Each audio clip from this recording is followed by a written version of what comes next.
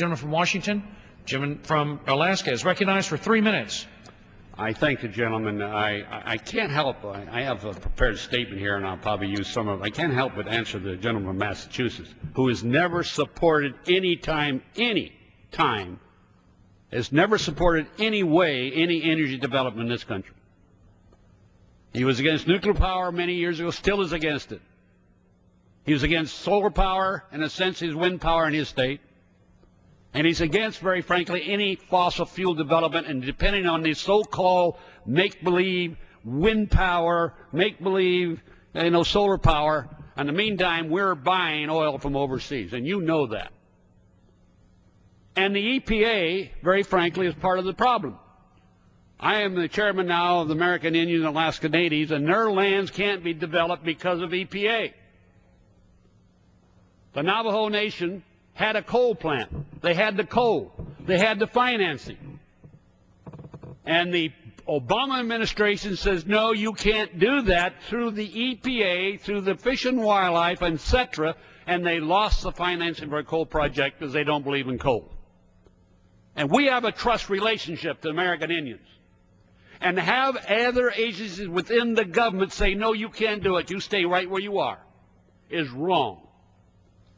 They have the highest potential of energy of any land mass in this nation, and they're precluded from development because of regulations.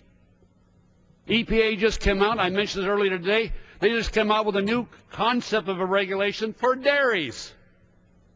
This is your government, the Obama, and by the way, thank God for George Bush. They're still blaming him for everything. But if I remember that, Horizon was done under the Obama administration. If I remember correctly, it was his minerals management agency that wasn't doing their job. There was enough regulations in place, they weren't doing their job. If I remember, that's correct. George Bush was out of office. But EPA now comes out with a new regulation under the oil spill liability where we develop oil that the monies will be put aside for a cleanup, of which I support. But they're new regulations because they want to regulate the dairies of our nation today.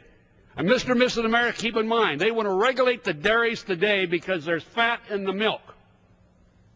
Fat in the milk.